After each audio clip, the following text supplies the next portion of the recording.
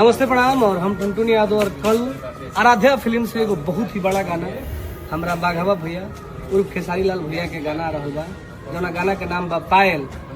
और गाना से ही पता चलता है कोई घायल के लिए बतवे पायल पायल के चर्चा भइल बा और बहुत ही जबरदस्त गाना बा।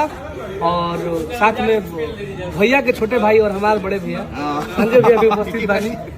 तो गाना के काल सुने के बाद और 10 मिलियन एक दिन में लावे के बा कम से कम व्यूज। ये आप सबसे आग्रह होगा। टुनटुन के वादा बा कि वादा निभा दी लोग, बस हम ये हम लोग से।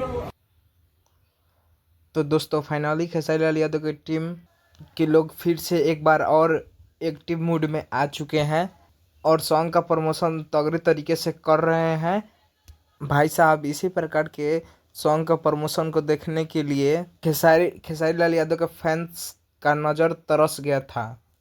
तो चलिए देर से ही खेसारी लाल यादव की टीम ने सॉन्ग को प्रमोशन कराना शुरू कर दिए, परंतु शुरू तो कर दिए हैं। देखना है कि इस सॉन्ग को फैंस किस तरह से इस सॉन्ग को प्यार दे रहे हैं। अगर हमारे चैनल में नए हैं तो चैनल को सब्सक्राइब करें और वीडियो कैसा लगा कमेंट में बताएं और ज़्यादा से ज़्यादा अपने दोस्तों के लिए शेयर करें।